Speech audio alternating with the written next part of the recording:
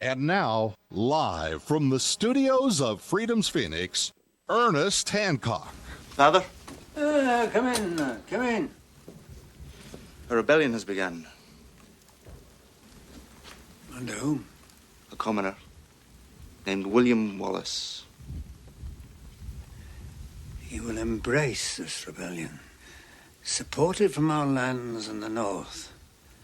I will gain English favor by condemning it and ordering it opposed from our lands in the south. Sit down. Stay a while. Yeah, sit down, stay a while. We're going to talk about how we do geopolitical politic and war. Yeah, you support it, I'll oppose it. You support it, I'll oppose it, and then we'll switch later. And just are you freaking kidding me? You know, I want to ask our guest, Matt Bruce. He's a talk show host out of Florida, and he is broadcast to the troops in the Middle East. He has a son that is, I believe he's a Marine in Afghanistan, right? Yes, sir. And what's his rank? Lieutenant Colonel. Woo, the boy be up there. Now, I'm sure he's about to be a colonel because he took the assignment over there to get the bird. Okay, now he has a lot of feedback I'm sure he's getting from people under his command, and I would imagine he'd share it with you. In general, you don't have to get specifics of what he said or anything, but the gist of what you're feeling from the troops there, are they supportive of going to Libya, or they just want to come home, or what? His troops are definitely supportive of going to Libya because it's gotten quiet over in Afghanistan where they've been. He's in one of those provinces that the Afghanistani forces will be taking over because of the great job done by our military forces there. So they are all for packing up and heading to Libya to do whatever needs to be done there because, quite frankly, my son describes himself as a hard charger, and that is nothing more than he eats, drinks, sleeps, and bleeds Marine. Okay, so let's just go ahead and, from that perspective, I need you to share with the audience and me and convince me that I can't imagine. I know a lot of Marines, and I understand the mindset, and you're always a Marine. They always retain that mindset. Mm-hmm.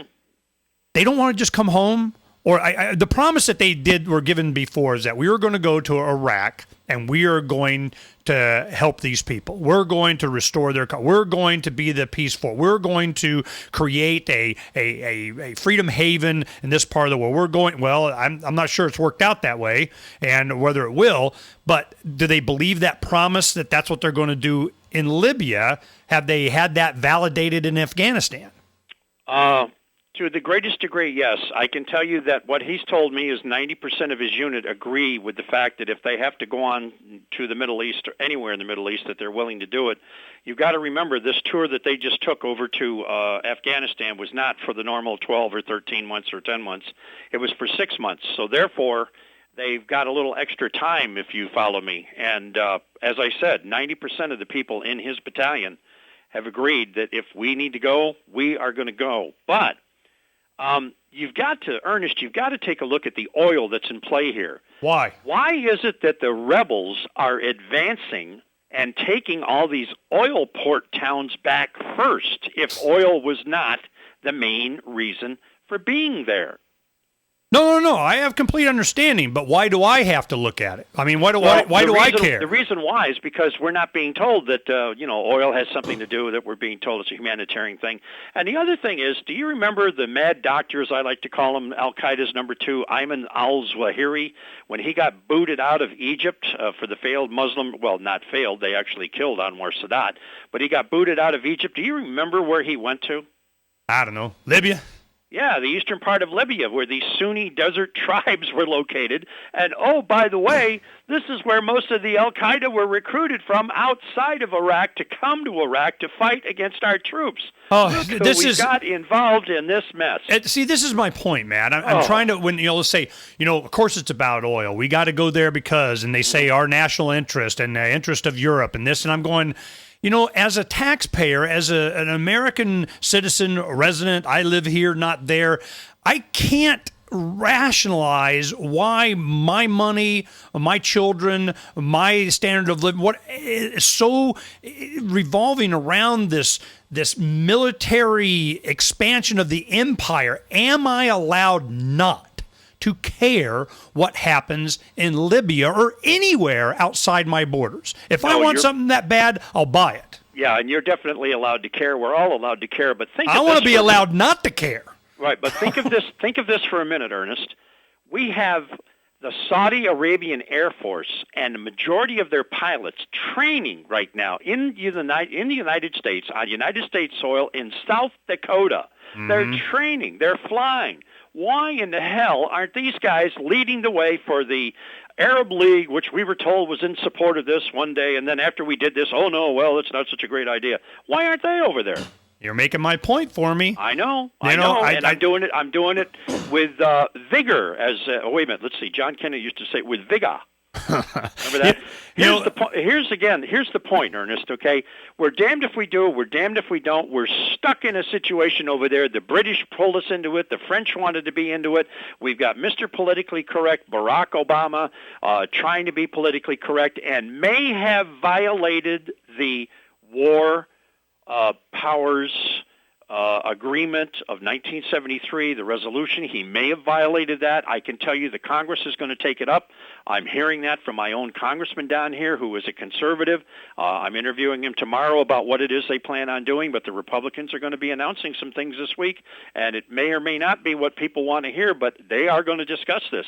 You know, it was never a doubt in my mind that the Republicans are going to make this a partisan thing when if it was the Republican president that has done exactly this, that, you know, it's all yay team. And so from a libertarian perspective, you can understand when you're anti-war, I'm looking, there were more people in the streets in 2003 opposing the Iraq war before we went in than at the peak of the Vietnam War. Where are we now? There's not a single, this large, big, giant U.S. anti-war out there opposing what we're doing in Libya. So I'm just double standard.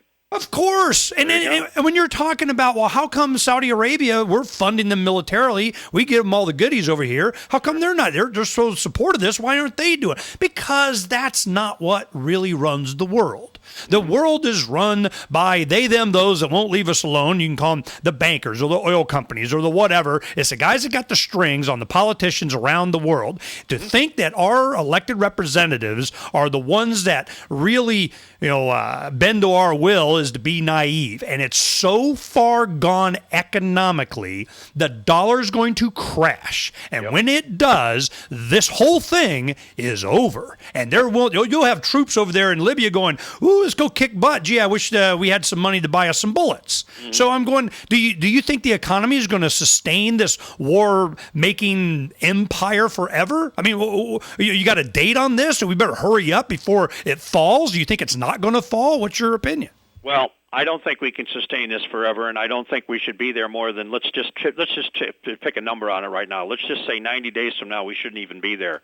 Everybody's talking about, and I'm talking about the conservative pundits, the the liberal pundits. I've heard a few libertarians say it too, including Wayne Allen Root. It looks like we might get drawn into some long-drawn affair. We can't do that. We've got to say, look, 90 days, we're gone. If this isn't done, too bad. Britain, it's yours. France, it's yours. You wanted it so bad, you fired the first shots. Take it over. Was it justified for us going the first time? Was it justified for us to do what? Go into Libya. I mean, at first, for us to do this. I mean, the UN said it was okay. Not the way we were told it was to do it. Then how should we have been told? How should we have been told? All for this to begin with, had we been told, well, we're going in there because back in the middle 80s, we had Pan Am Flight 103, which was taken down over Lockerbie, Scotland. 190 American civilians were killed due to the fact that a senior intel agent, given orders by Muammar Gaddafi, planted a bomb on the plane. And, oh, by the way, we have concrete proof because the Minister of Defense who defected has got the proof in his hands. We have it right now. He's going to go to The Hague to stand trial. And the Bush administration wrapped arms and legs around Gaddafi and said all is forgiven because you're giving the families $10 million each or something. He forgot those 50 million tons of mustard gas, though. Oh, I stop. I want to stop. Just stop. Matt, when we come back, we'll see if we can agree on, somewhere where we don't have to be there and we can bring them back here. We'll talk about, we come back here on Declare Your Independence of me, Ernest Hancock, just a little bit.